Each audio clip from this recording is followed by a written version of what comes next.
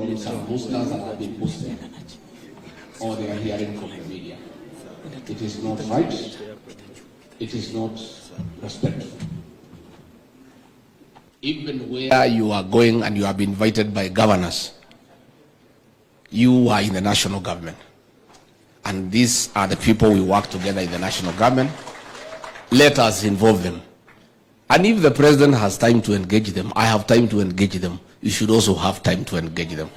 Of the House, our cabinet secretaries, our principal secretaries, and everybody present, good morning. God is good, and all the time.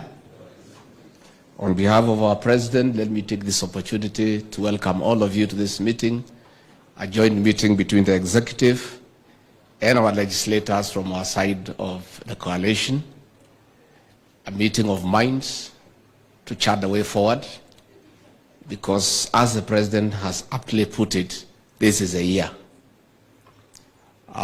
We have this year 2024 and 2025 to work for the people of Kenya and fulfill our 5-year mandate with the people. Starting 2026, anything that we do is perceived as politics and as a strategy to look for votes. So this great meeting that the president convened and insisted that we need to engage with our leaders in both houses so that we are all speaking the same language. Your Excellency, let me thank you once more for always having time to engage with elected leaders. It is your philosophy that elected leaders are very important and you cannot get far without their input. And that is why when the executive retreat was convened, you insisted that the legislature should be here so that we discuss and not talk in the same language. Before I invite the president, I just had two things that I wanted to say. One, I want to thank our members in both houses for the support and the commitment in making sure that our legislative agenda carries the day in Parliament. And I want to say that we'll continue to engage all the time so that we are all looking at things the same way, because we serve the people of Kenya and we all belong to the same administration. Secondly, I want to ask our cabinet secretaries and principal secretaries to replicate what the president and I do when we are going out there. Anytime the president is going to a county, the planning is done together with elected leaders, especially from this side of the people who support the government. We want to ask our cabinet secretaries and principal secretaries, when you have some programs in a certain county, please talk to the elected leaders. Let them not hear that you are there from some boosters that have been boosted, or they are hearing from the media. It is not right. It is not respectful. Even where you are going and you have been invited by governors, you are in the national government. And these are the people we work together in the national government. Let us involve them. And if the president has time to engage them, I have time to engage them. You should also have time to engage them. And I also want to plead with our CSS and our PSS, don't relegate consultation of elected leaders to your personal assistants.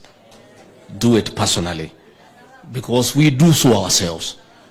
When we are going out, the president creates a day to engage with leaders from that region, understand the issues, agree on the program, and everything is very seamless. I do the same. So let us from here have time to talk to elected leaders, because it is the right thing to do. Again, we also want to ask the leadership of Parliament to also consider, much as you have the role to oversight government and call our ministers to Parliament, sometimes it becomes very difficult for us to work because our ministers are perpetually in the House, in different committees. I think Your Excellency will request a meeting with the leadership so that we agree on how to balance between ministers appearing in Parliament to answer questions and also be available to serve. Because sometimes even we have cabinet committees, we are not able to prosecute our agenda because ministers are in out of Parliament. But I believe with some engagement with the leadership, we can agree on an acceptable way where we allow ministers to function at the same time they appear before Parliament. Finally, on the National Government Constituency Development Fund, our members, you know for sure, and it's not a secret, that our courts wanted to do away with this fund. But our president, having been a member of Parliament, appreciating the importance of that fund, in his magnanimity, fought very hard to ensure that this fund stays. And it was the right decision, because this fund is a fund that is felt. Because one, is only 6% that goes to recurrent. Everything else goes to development. So when the government, led by our president, has a few challenges in terms of availability of exchequer because of the challenges of revenue collection, we also want to ask our members, likewise, to extend the same magnanimity when the Parliament is taking a decision on how to react when money is not available on time. I have sat with the president many times, and I want to confirm to you that he is on the neck of Professor No and PS Kipto to release money to members of Parliament through the fund. And he is very clear that it should always be given a priority. So some of us who sit with him making those decisions, when we see you joining the other side of the house in a way that is a bit demoralizing, we feel a little bit low. So I want to ask you kindly to be magnanimous, to appreciate the challenges that we face as a country, and to know that the president from where he sits is your #1 supporter in terms of having funds to implement your mandate. I think with that understanding, it will help the situation as we move on. Finally, before I call you, Your Excellency, to address these great people, let me ask everybody here, the executive and the legislature, let us focus on helping the president to succeed. I am persuaded from where I sit that that is the most important thing in the next 2 years. Those of us who campaigned for President William Ruto give the people of Kenya hope and assurance that you transform this country and their lives. We therefore have a duty to make sure that President William Ruto and his administration must succeed.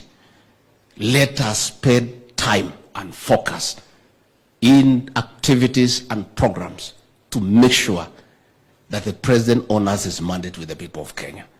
Other things can wait for 2026, but 2024, 2025, we must all be united and must focus to do whatever it takes to make sure that the president delivers to the people of Kenya. Finally, Your Excellency, I had somebody saying that you should not look at the rear mirror. I want to encourage you to continue looking at the rear mirror, because the inventor of the motor vehicle was not mad by putting the rear mirror. In your leadership, Your Excellency, you have made it very clear that no Kenyan should be left behind. So you must continuously continue looking at the rear mirror to make sure that all Kenyans are on board and they are not left behind. Again, Your Excellency, there are also people who would want to derail your vehicle. There are those who like to puncture the rear wheels. There are those who like to remove goods from your pickup behind. You must continuously look at the rear mirror and the side mirrors so that anybody who may want to derail your vehicle, you are ahead. And again, Your Excellency, your pace is too fast for those of us who help you. myself and these cabinet secretaries. Sometimes you are too fast, you leave us behind. So continue looking. So when you find your deputy is being left behind, you urge him to come to catch up with you and the rest to catch up with you so that this country can move forward. With those few remarks, let me request you to be upstanding and help me to usher in our leader, the President of the Republic of Kenya. Makofi.